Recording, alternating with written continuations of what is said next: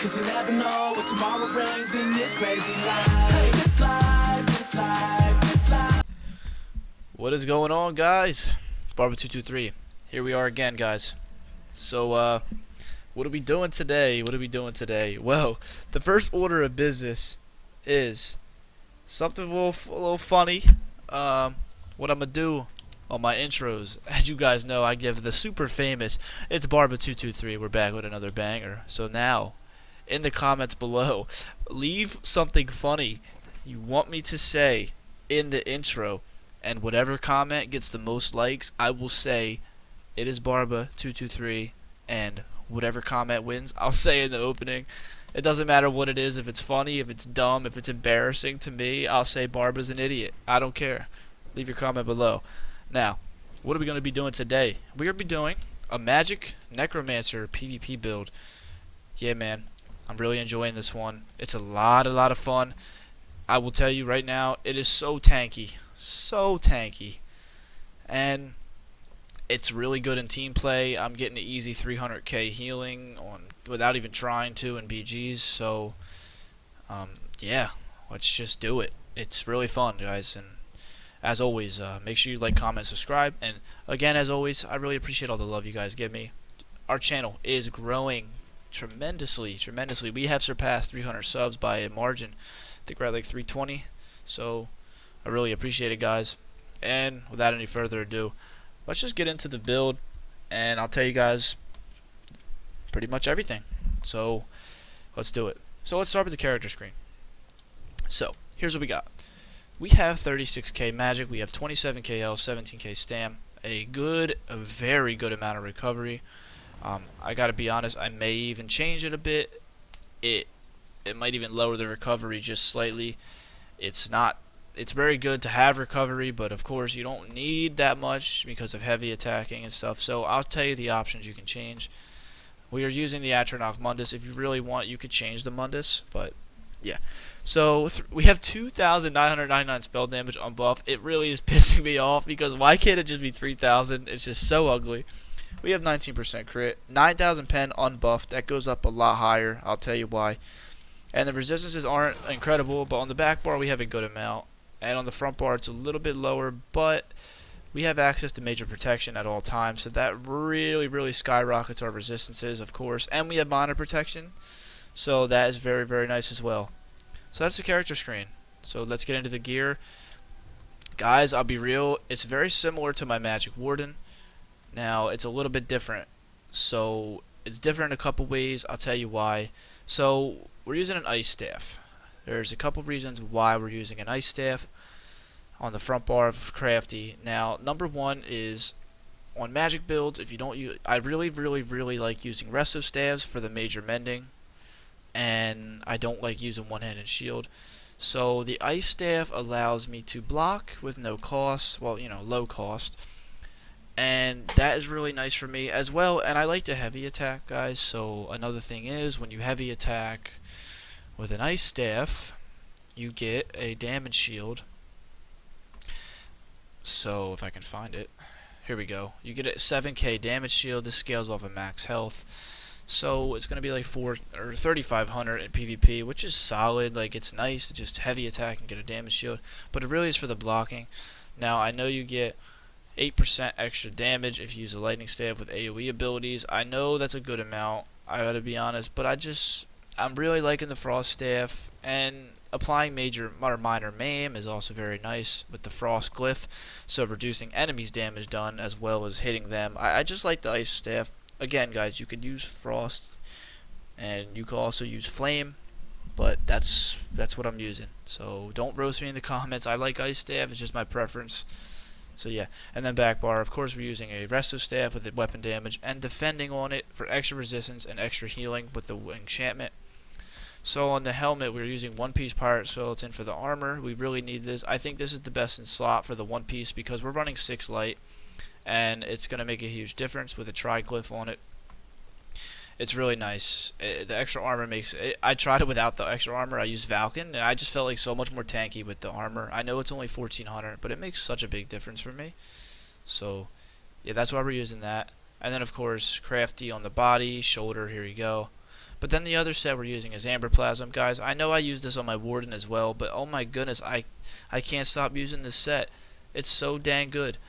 Every time I try another set, I've tried a couple other things. I've tried 2 damage sets. I've tried Crafty and Spinners. Dude, I just can't get away from Amber Plasm. I don't know what it is about it, this set. It just makes me play better. Like, it feels so much more sustainable in every single way possible. I know it's only 266 recovery, but my goodness, not having to build into recovery on your build, like, it's just so nice. And you get weapon crit, spell damage, and magic. Like, the pieces, the bonuses are very beautiful, very nice. And to be honest, like, I kind of wish it gave, like, spell and weapon crit and weapon, so I could use it on a stand build. But it's such a good set, guys. Like, it's the best in slot besides Shackle Breaker for sustain. Like, it's just so good. You can use Shackle Breaker instead. You just might have to build a little bit into more recovery. But I really, really, really, really like this set, guys. My favorite set in the game currently is Amber Plasm. I love it. It drops in, I believe, Ruins of Mazatoon. Yes, Mazatoon. So, yeah. And for the traits, guys, if you can, get Impen. Just as much Impen as you can. Reinforced is solid as well. But I'd go Impen or Well-Fit. Well-Fitted, Impen, Reinforced. Those 3 are probably the best in slot. So, yeah. Now, for those of you that were roasting me for having blue jewelry, suck it, because I have a gold necklace now. I'm ready to act up. You can't tell me nothing. I got my gold necklace. It was in the golden vendor this week, guys. If you didn't pick it up, I feel sorry, because it's such a good pickup. So we have infused here with the spell damage glyph. So you get a lot of spell damage from these 2 pieces alone. You get over 500. So, oh yeah, we have another piece, 1 piece of trainee for that health bonus. If you really want to, you could replace this, put on an Alfiq ring, and then you could take off the shoulder and use like Balorg or, I don't know, whatever, literally any shoulder piece you want. Doesn't matter. But I like the trainee. I really like having higher health in this patch. I try to have 27k, and that is exactly what I have. So it kind of fits perfectly. Yeah. So that's what we're doing there. And then the other piece is Amber Plasm. We have 1 recovery just to balance it out. But to be honest with you, I may upgrade this piece to purple, and then maybe just put on infused and go spell damage again. We'll see. I really need to upgrade this. It's expensive, but yeah.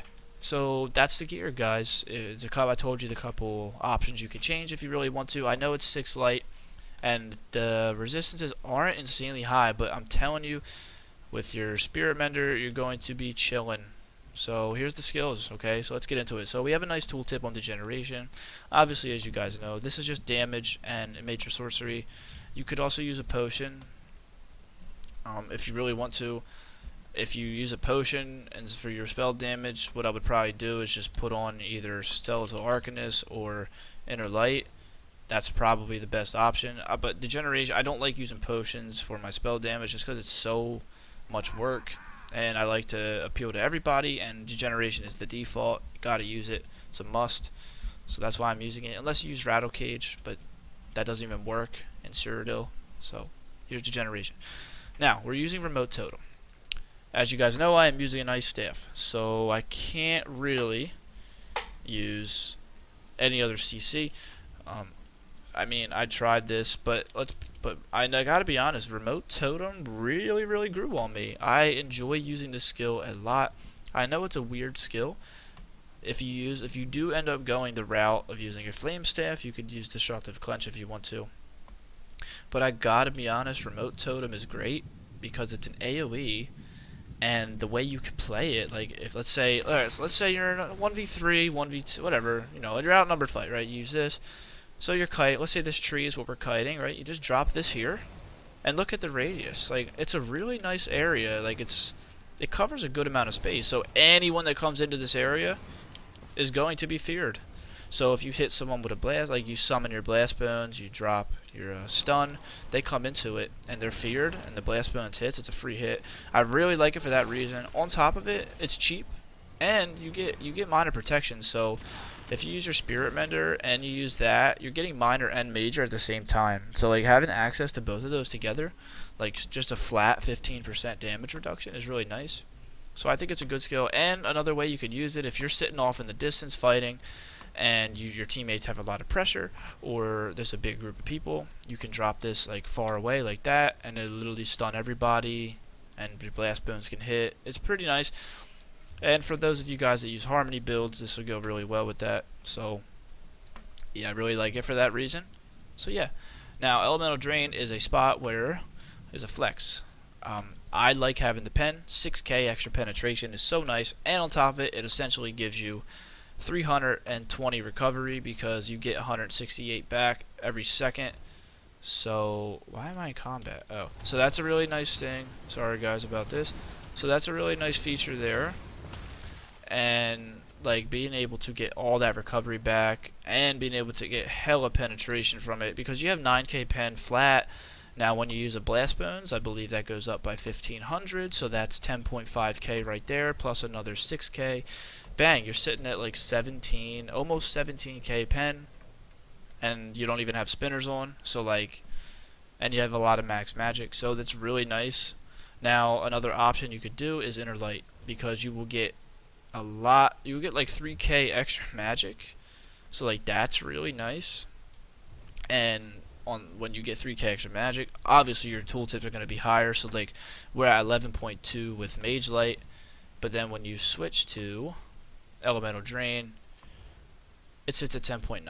So the difference isn't huge. I think the ability to have a debuff is more important than the slight little damage bonus you do get, because you don't hit that much harder, but you hit a hell of a lot harder with elemental drain. So I think the trade-off is worth it. I know you get you get extra crit for having inner light. I just personally like elemental drain for the recovery and magic restoration, and that's just my opinion, guys. You also could use skeletal arcanist because you'll have your pen up at all times, but I think you will anyways because blast bones also counts. So that's my opinion. Now we're using Ricochet Skull as our spammable. Honestly, the main reason we're using this, I know you also could use Crushing Shock, but I like Ricochet Skull. I know it's hard to, it's a weird weaving thing, but honestly the reason I use it is because you get 10% extra crit for low health enemies. For each ability you have slotted here, Ricochet is one of them, so you just get extra crit. It makes up as if it's kind of like a finisher, kind of like a built-in class finisher, because you just get extra crit for having low people, so it's like extra crit for nothing, you know. So you kind of get a little bit more damage with people with low health. It really helps you finish people off, so that's why I use it. And here we're using Glacial Colossus now. This is another flex spot. Glacial Colossus, don't get me wrong, very, very good if you're hitting people that aren't paying attention. It will melt people. It helps your team if you're playing in a small group. The major vulnerability is nice, so even if you smack them just once, giving that major vulnerability makes a huge difference. Now, another option you could do, because we're sitting at, what, 36 magic? 36k magic. You could also just throw on, if I can find it, sorry. Jeez. Where is it? Oh, here we go. Ice Comet. So you could also throw on Ice Comet, because then our magic will go up a little bit, I believe. Or maybe our recovery will go up a little bit from the passives. But it hits hard as hell. 14k. It knocks them down. It reduces their movement speed. It ticks for a beautiful dot, and it's just a hard-hitting skill. It's really annoying to deal with. If someone uses a meteor on you, like, it's just so frustrating, like, because you can't, like, you can block it, you can kind of dodge it, but like at the same time, man, it's gonna hit you hard regardless of what you do. It's a great skill, and it's a stun. It can kill people in an AoE. It's very good. And if you stun people right before you hit them, like if you hit them with Remote Totem with the Fear and then hit them with the Ice Comet, it's a really, really tough skill. So that is a preference thing. You can use Colossus or Meteor, whatever you guys want. Personally, I just been using this in BGs because of the group, helping out the team with the major vulnerability. But again, whatever you want. So on the back bar, we have Summoner's Armor. It's the better version, I think. You get the Resolve. It's cheap. You reduce your costs of this skill, Blast Bones, and any summon skill, so that's really nice. I know the other one pulls people to you. It's a little bit of a CC, which is a nice skill, but at the same time, we're light armor, we're quick, we're nimble, we're not trying to pull people to us, and this helps with our sustain by a really high margin, because it reduces the cost of this by a really good amount. So, yeah. So now we move on to Spirit Guardian. Again, this is a a literal major protection at all times. It gives you an insane amount of recovery because of the Undead Confederate passive. You get 200 for just having that ability up. Very, very nice skill. It gets a 4300 heal. That's unbuffed, so when we're buffed, we're sitting at like 3600 spell damage before our weapon damage proc. And it's going to heal for 4700, maybe like 4800 when it gets up there. 4800, so in PvP it's probably going to be about 2200, which is really good considering that last patch it was like 1200 because healing was less, and it feels a lot stronger. It's a really, really strong dot heal. It's like a rapid regen, like the radiating regen version. It's like the slower healing one with major protection, so like it's really good, and it creates a corpse, so it's an incredible skill. I like this one more than the other one because of the major protection. It makes up for any extra damage you might take. Such a good skill, such a good skill. And then we have Mortal Coil. This skill is ridiculous, guys. It's better than Rapid Regen. In my last video, I believe I used Rapid Regen over this. Don't. This is better. It heals for so much, so much. It's such a strong heal, guys. Like, and the thing is, on top of it, you're getting crazy stamina recovery from this. So we have 800 stamina recovery already. Actually, wait. We have 1,000 stamina recovery already. So when you use this, you're getting over 100. So you have all recoveries over 1,000 with this. So that you're getting a lot of stamina back, so you can dodge roll, and the heal is so strong, and you have so many different things that summon a corpse. Like, you're always gonna have a corpse to use, and it's literally free. If you're struggling, you're out of health, you're out of magic, you're out of resources, you use this, it literally helps you in every way. It's my favorite heal, and it gives you 3% healing done just for having it slotted, so that's beautiful, beautiful, beautiful. And then, of course, we have Resistant Flesh. This skill is great. It's probably my favorite burst heal in the entire game. It's probably the hardest hitting for me for whatever reason. It just heals so strong. I mean, literally 12k, like, not even critting. If I ever want to get a crit here, ever. Oh my god. This is crazy. I'm never going to get a crit. Alright, there you go, 17k crit. It applies minor defile, but honestly, it literally doesn't do anything. It doesn't matter. It's 8%. The more important part, though, is you get spell and physical resistance from it. So let's say you're low and you heal yourself for, let's say, 7k in PvP. Bang, you get 3,500 resistances for 3 seconds. So, like, if you're on your back bar and then bang, you heal for 7k. Think about you getting 3,500 extra resistances. Your spell resistance almost is maxed, and your physical resistance jumps over 22k. So very, very nice there. Very, very good burst heal. It's so good. It gives you resistance, which is something a burst heal doesn't really do otherwise. So very, very good skill. Also, you can help your team out with this. So great. And then lastly, we have Race Against Time. Now, this is another flex spot in my opinion. I would go Race Against Time 100%. Number 1, you get crit damage. Beautiful.